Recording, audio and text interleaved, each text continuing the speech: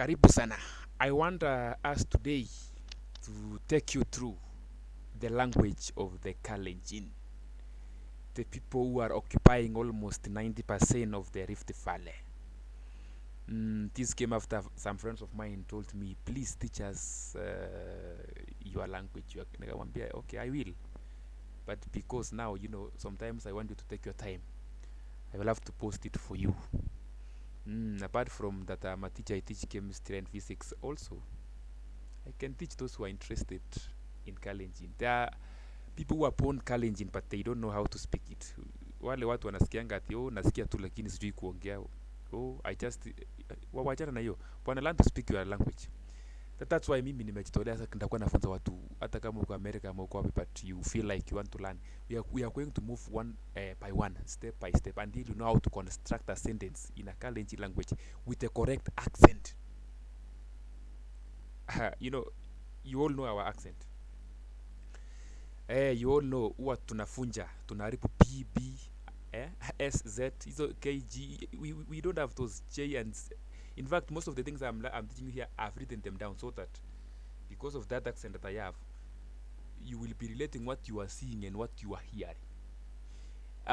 So let me first of all take this chance to welcome you to this lesson. It will only take 5 minutes. I will use a Kalenjin word, itagat. You are welcome. Itagat.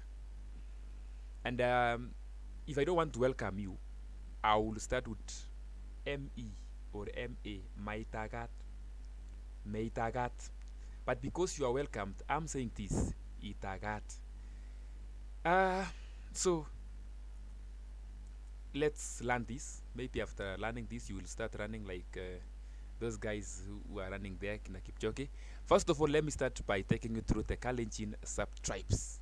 There are very many, but I've just picked the main ones in that given order. So, okay, I mean, the order I've given is just, it doesn't describe the place of the sub-tribe in the community, but I've just given them. But I've started with the main one. The first one is the main, that is the Nandi. Nandi are the main, or is the main sub-tribe of Kalenjin. They were exposed in terms of everything, education. They were the first one to get civilized. Even the Bible, it was first written in Nandi, then the others now followed. I'll be using examples like politicians, the one you know. For example, our president, William Ruto, is a Nandi. Our the former kingpin of Kalenjin, Henry Koski, was a Nandi. Gerard K is a Nandi. There are very many in that line. Keyo, the one teaching you Kalenjin, is a Keyo. But of course, I will be teaching you through. I know Nandi very well. I grew up in Nandi, Wasingishu County. Wasingishu is not Nandi, but the Nandi majority of those occupying Wasingishu are Nandi, and therefore I also grew up there. But I'm a Keyo by birth. But I know the two of them very well. I also know Marakwet. I also know Tuken.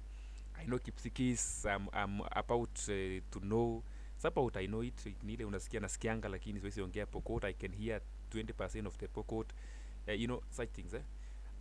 So what I'm teaching you here is a mix of Nandi, Keyo, part of Tuken, part of Marakwet, part of Kipsigis. But you see, when a Nandi speaks very well, a Kipsigis can hear everything. And when a Kipsigis speaks, a Nandi can hear everything. When a Nandi speaks, a Keyo can hear almost everything, 95%. There are just small things that change there. When a Marakwet speaks, a Keyo can hear. Now, the intermediary between a Keyo, between a Nandi and a Marakwet is a Keyo. The intermediaries now between a Nandi and between a Keyo and a Kipsigis is the Nandi. So there is a way they have been arranged in that order, but no worry. Keyo,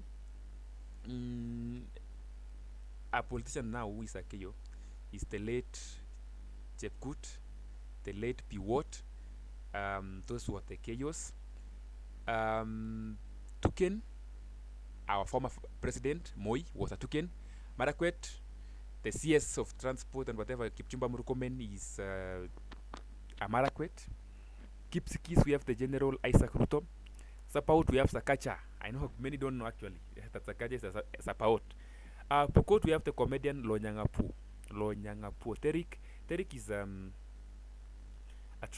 small one. In fact, there is a way it may get lost in some few years to come. They may be absorbed to the Luya. That's why in Luya we have the Triki. Those people are related actually. Lembus, Okiek, Sengwer, they are very small sub-tribes. If we don't take care again, they can be absorbed by other tribes. Even Sapau, actually, the reality is very soon, if they get absorbed by the Luyas, they may not still exist. Then we have the Sepei of Uganda. Kisikianga watu wa Uganda wanakimbia kina Cheptegei. So, some of you think that maybe they are Kalenjins from Kenya wame change citizenship. No, Cheptegei is purely a Uganda by birth, from the Sepei, the sub-tribe of Kalenjin in Uganda. So, but I'm going to take you through the majority. That is the Nandi, Keyo, Tuken, Marakwet, Kipsigis. And most of you will be understanding there. And this is just but an introduction. I'll be taking you through day by day until you know how to construct that particular sentence in a Kalenjin. Hope you will enjoy. I'm also I mean, I cannot say I know Kalenjin 100%. Even you, your own language, you may be a Kikuyu, a Kamba, but you don't know your language 100%. You are still struggling. Now, this Kalenjin is a name of the tribe. We call it in history the Highland Islands. It's a very simple word that means I tell you, Kalenjin, I tell you, or I'm telling you, Kalenjin. Then there are those sub-tribes that removes the N. So they say Kalenjin, like the Keyo, yeah, Kalenjin. But the main one is Kalenjin na Kwambia. For example, Kalenjin Gebega. Translation, I'm telling you, let's go home. Kalenjin Gebega. Now, you see, Gebe means let's go. Ka, home. So let's go home. Kalenjin Gebega. I'm telling you, let's go home. So the word let's go home is Gebega. But Kalenjin Gebega. I'm telling you, let's go home. So it's just an example I'm giving you. But we are going to learn one by one. It will take you long. But also, if you really want to notice, interact with the Kalenjins where you are.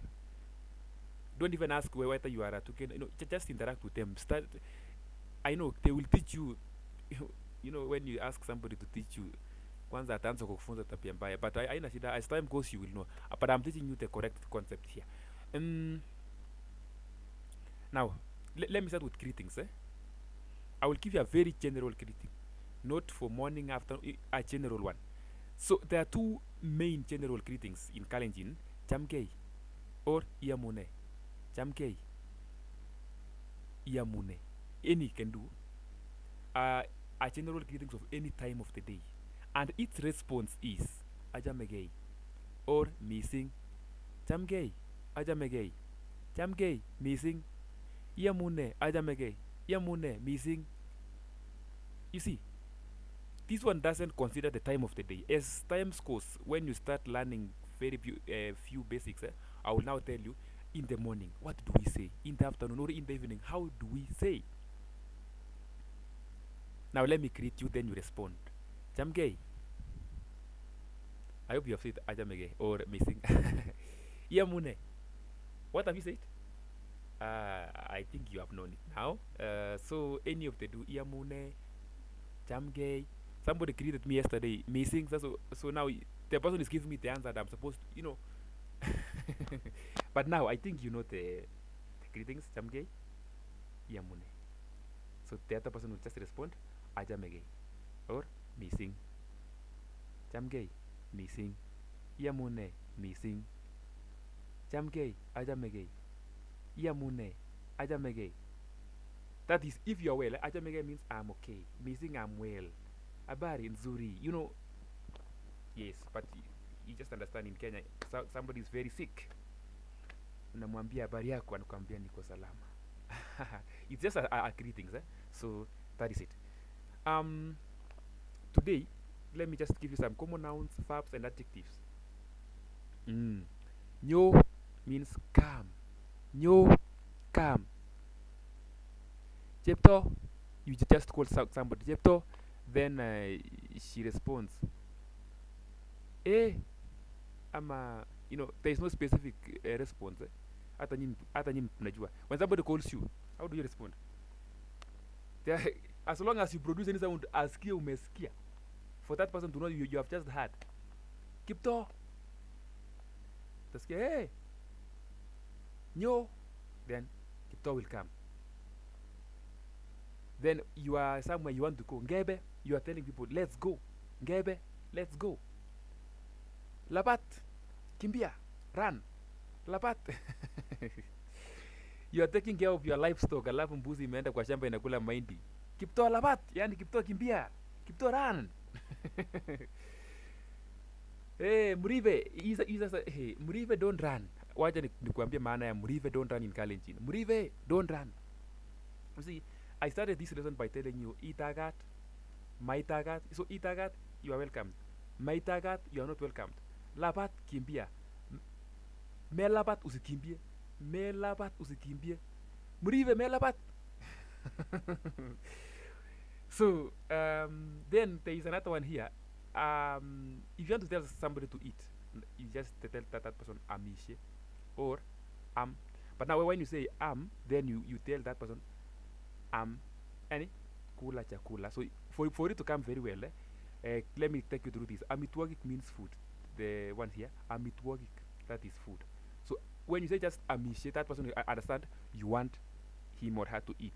But now amitwagik, kula chakula, eat that food. Amitwagik, amishe, kula. So and amishe, they generally mean eat. Lakwet means child. Lakwet means child. Telel or tonon. Telel mostly is used by Nandi. Tonon is mostly used by Keyo. Telel, tonon, it means stand. Stand. Abo. Abo, that is daddy. Iyo. Chamge iyo. Abari mam. Chamge iyo. Chamge abo. You are talking to your dad. Abo. Kuga. Kugo. Agui. This one, Kuga. I think also many tribes use the word Kuga. Kugo. Kugo is now used by Geyo. Agui is used by Nandi. It's just grandfather. Chamge Guga. And Guga will respond Ajamegei. Agui will respond Ajamegei. Jamge Agui. Agui. It's in fact that Agui comes out very well because it just comes like with a lot of respect. Agui. Kugo. Then it means grandfather. Gogo, grandmother. Jamge Gogo. Ajamegei Gogo. And you know what? When you call your grandmother Agui, he will call you back Agui or Kugo. You know, Jamge Gugo. Ajamege Gugo. Yani anarespond back akisema Ajamege Gugo. Ama anakuambia missing Gugo. Yani anakuita because wewe ni Guga yako pia atakurespondia kama wewe pia ni Guga. Ni kama tu venye your dad anakuitanga daddy na wewe si daddy yake. So then we have this one Ajamin. Hii sasa singemalizia bila kusema hiyo. Ajamin, I love you. Ajamin, you have a Kalenjin love, atakwambia Ajamin. Utamwambia Ajamin agane. Hiyo sijaandika. Ajamin agane. Hata mimi pia nakupenda. Ajamin agane. Ajamin, I love you. You respond. If it is true you love that person, unajua saa zingine si vizuri kudanganya. Ajamin anakwambia I love you. If you love that person back, you say what? Ajamin agane. A-G-A-N-E. Ajamin agane. Na kama umpendi, nilikuwa nimewafunza hiyo. Kama umpendi unamwambia majamin. You start with majamin. Majamin. Imagine I love you, I don't love you. That response is weird. It's not good, but it's well. So I don't know how you respond somebody kama umpendi akwambia nakupenda unaambia oh glory to God ama unamwambia ngaja. I don't know. Sawa. Hiyo sijui. But Ajamin, Majamin, Ajamin, I love you. Majamin, I don't love you. Yes. So let me go and prepare nouns, then pronouns. We learn how to construct sentences. Let me go and prepare several nouns in names of things, how we name things, how we own things. Kikombe yangu. Yani, for example, you want to connect kumwambia mtoto aende. You see now I've said ngebe, it means go. I mean let's go. You want to go, you know, there are those very common basics. Let me go and prepare it for you so that in the next coming 1 year, the next coming 6 months, you will be speaking pure Kalenjin. Watu wakiongea utakuwa unawajua vizuri sana, utakuwa unajua kenye wanasema. My name is Kipruto Arap Mayo. Arap means mtoto wa. So my dad is Kimayo. So now if I'm taking the name, I remove the first one key, I remain with the other one now. So Kipruto Arap Mayo. You've ever heard of Kipruto Arap Kirwa? Yes, so he is the son of Kirwa. Arap means, Daniel Arap Moi, the son of Kimoi. So that is how it should be. It's just the basics, but we will learn more and more. God bless you.